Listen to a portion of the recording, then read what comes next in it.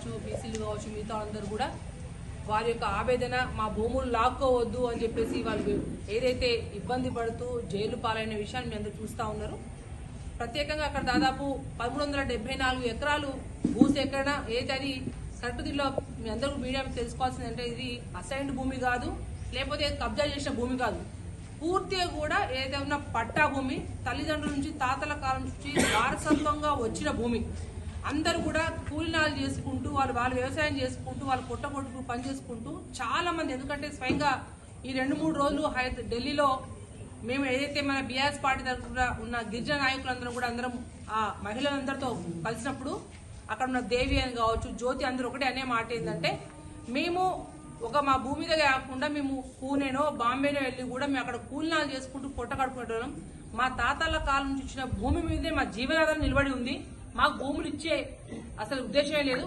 మీ అందరం కూడా రేవంత్ రెడ్డి గారికి ఓటేసాం, మా చెప్పుతో మేము కొట్టుకుంటున్నాం, మా కడుపులు కొడతా ఉన్నామని చెప్పేసి వాళ్ళ ఆవేదన. అంటే ఎస్సీ కమిషన్ కలిసినా, బీసీ కమిషన్ కలిసినా, మహిళా కమిషన్ కుక్క పట్టుకుంటూ వాళ్ళు ఏడుస్తా ఉంటే నిజంగా కడుపు తరుక్కుపోయింది. వాస్తవం చెప్పంటే మేము మహిళలందరూ మీ అందరూ మహిళలు వెళ్ళినప్పుడు ఆ ఎస్సీ కమిషన్ కావచ్చు, లేకపోతే అక్కడ ఉన్న మాకు అనుకోకుండా అక్కడ మహిళా కమిషన్ మెంబర్ కలిసినప్పుడు పురుషులను బయట పంపించి కూడా వాళ్ళకు పడ్డ దెబ్బలకు వాళ్ళైతే పోలీసు వాళ్ళు కావచ్చు, కాంగ్రెస్ పార్టీ అక్కడ లోకల్ నాయకులు కావచ్చు, అర్ధరాత్రి 1 గంటకు అయితే 11వ తారీఖు కలెక్టర్ మీద దాడి అన్నారు.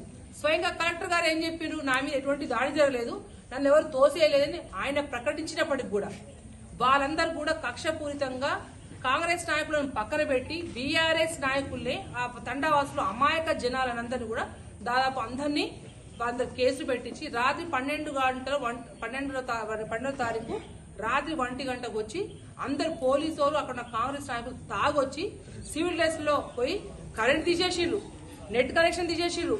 అసలు గడ్డపార తీసుకొచ్చి రాత్రిపూట తలుపులు వేసుకుంటారు, భయం దొంగల భయంకో దేనికో భయం. కానీ డోర్లు తెరవకపోతే గడ్డపారతో తలుపులు పగలగొట్టి దౌర్జన్య మహిళల మీద విచ్చలవిడిగా కొన్ని విషయాలు అయితే ఒక మహిళ కొన్ని మాటలు చెప్పొద్దు, వాళ్ళు నిన్న మాతో చెప్పుకుంటా ఉంటే ఎంత దారుణం. అసలు ఇది ఏంది అని ఒకసారి అసలు ఇక మన దగ్గర ఏం తెలంగాణలో అసలు పోలీసు వాళ్ళు ఏం చేస్తారు, అసలు ఎట్లా జరుగుతా ఉందని దారుణమైన పరిస్థితి. మహిళలు వారు నిజంగా ఓపెన్ గా మమ్మల్ని ఈ విధంగా వాళ్ళు చిత్రహింస పెట్టిర్రు, మమ్మల్ని వారు దాడి చేసి చెప్తే కొన్ని విషయాలు మీడియా మిత్రులు బయట చెప్పలేని విషయాలు మా దృష్టి తీసుకొచ్చిండ్రు.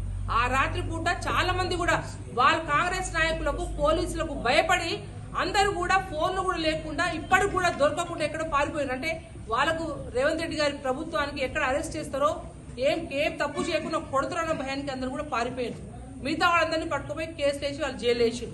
వాళ్ళ ఆవేదన ఒకటే, అక్కడ మీరు ఏదైతే ఫార్మా సిటీ మా ఫార్మా కంపెనీ మాకు అవసరం లేదు, మీ స్వలబ్ధి కోసం, మీ కుటుంబ లబ్ధి కోసము, మీ అల్లుడైన సత్యనారాయణ రెడ్డి కోసము మీరు 1374 ఎకరాలని భూసేకరణ ఏదైతే వేస్తున్నారో దయచేసి మీ కడుపులు నింపుకోవడానికి మా కడుపులు కొట్టకండి అని చెప్పి వాళ్ళు ఏదైతే వెళ్ళబుచ్చిండ్రో వారందరికి మద్దతుగా దాదాపు 700 కుటుంబాలని వారందరి మద్దతుగా కూడా ఇవాళ అంటే మేము ఒకటే చెప్తా ఉన్నాం, పార్టీలకు అతీతంగా.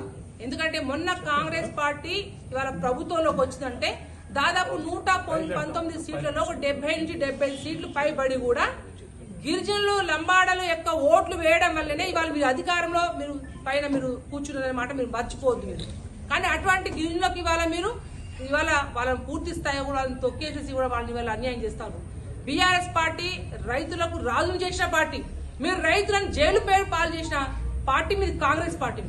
మీ అందరం కూడా యావత్ మహబూబాబాద్ జిల్లాలో ఎక్కువగా అందరూ కూడా గిరిజనులు ఎక్కువ ఉన్నారు కాబట్టి అందరూ కూడా కోరిక మేరకు ఏదైతే రవీంద్రరావు గారు చెప్పినట్టు ఇక్కడ ఉన్న గిరిజన నాయకులు చాలా మంది కూడా మన కేటీఆర్ గారికి మెసేజ్ పంపి ఖచ్చితంగా మహబూబాబాద్ లో ఉన్న గిరిజనులు అందరం కూడా ఏదైతే లగచర్లలో జరుగుతున్న మా తండావాసులకు అన్యాయం జరుగుతా ఉంది, భూములు లాక్కోవద్దు, మేమందరం కూడా మహబూబాబాద్ జిల్లా నుంచి కూడా మేము మద్దతుగా ఉంటాం, మీరు రండి ధర్నా పెట్టండి అని చెప్పిన తర్వాత ఇక్కడ నాయకుల యొక్క సలహా మేరకు మహబూబాబాద్ లో ఎంఆర్ ఆఫీస్ సెంటర్ లో దాదాపు మహాధర్నా కార్యక్రమం ఉంది.